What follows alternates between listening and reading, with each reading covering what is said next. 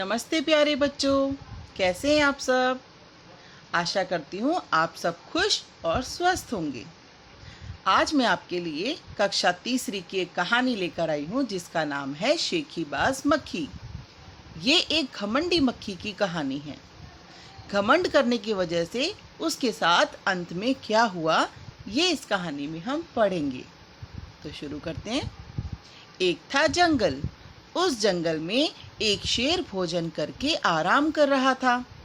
इतने में एक मक्खी उड़ती उड़ती वहां आ पहुंची। शेर ने 2-3 दिनों से स्नान नहीं किया था, इसलिए मक्खी शेर के कान के एकदम पास भिन भिन भिन करने लगी।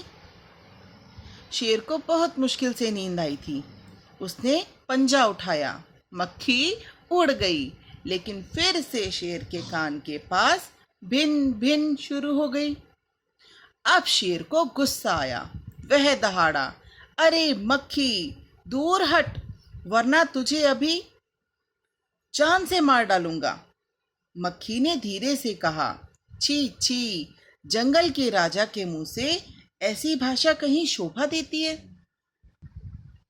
शेर का गुस्सा बढ़ गया। उसने कहा, एक तो मुझे सोने नहीं देती, ऊपर से मेरे सामने जवाब देती हो। चुप हो जा, वरना अभी। मक्खी बोली, वरना क्या कर लोगे? मैं क्या तुमसे डर जाऊंगी? मैं तो तुमसे भी लड़ सकती हूँ। हिम्मत हो तो आ जाओ। शेर आग बबूला हो उठा। उसने कान के पास पंजा मारा। मक्खी तो उड़ गई, पर कान जरा छिल गया। मक्खी उड़कर शेर की नाक पर बैठी तो उसने मक्खी को फिर पंजा मारा। मक्खी उड़ गई। अब की बार शेर की नाक छिल गई। मक्खी कभी शेर के माथे पर बैठती, कभी गाल पर तो कभी गर्दन पर। शेर पंजा मारता जाता और खुद को घायल करता जाता। मक्खी तो फट से उड़ जाती। अंत में शेर ऊब गया, थक गया। वह बोला, मक्खी बहन, अब मुझे छोड़ो। मैं हार गया। मैं हारा और तुम जीती। बस। मक्खी घमंड में चूर होकर उड़ती उड़ती आगे बढ़ी। सामने एक हाथी मिला। मक्खी ने कहा, अरे हाथी, मुझे प्रणाम कर। मैंने जंगल के राजा को हराया है, इसलिए जंगल में अब मेरा राज चलेगा। हाथी ने सोचा, इस पागल मक्खी से बहस करने में समय कौन बर्बाद करे। हाथी ने सूंड ऊपर उठाकर मक्खी को प्रणाम किया और आगे बढ़ गया। सामने से आ रही लोमड़ी ने यह सब देखा। लोमड़ी मंद मंद मुस्काने लगी। इतने में मक्खी ने लोमड़ी से कहा, अरे ओ लोमड़ी, चल मुझे प्रणाम कर। मैंने जंगल के राजा शेर और विशालकाय हाथी को भी हरा दिया है। लोमड़ी ने उसे प्रणाम किया, फिर धीरे से बोली, धन्य हो मक्खी रानी, धन्य हो। धन्य है आपका जीवन और धन्य है आपके माता पिता।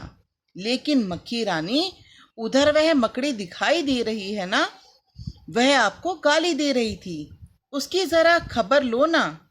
यह सुनकर मक्खी गुस्से से लाल हो उठी।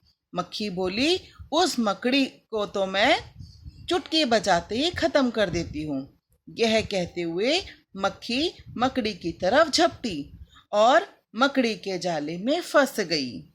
मक्खी जाले से छूटने की ज्यों-ज्यों कोशिश करती गई, त्यों-त्यों और अधिक फंसती गई। अंत में वह थक गई, हार गई। यह देखकर लोमड़ी मंद मंद मुस्कुराती हुई वहां से चलती बनी। कैसी लगी कहानी बच्चों? और इस कहानी के लेखक है योगेश जोशी जी। अच्छी है ना कहानी?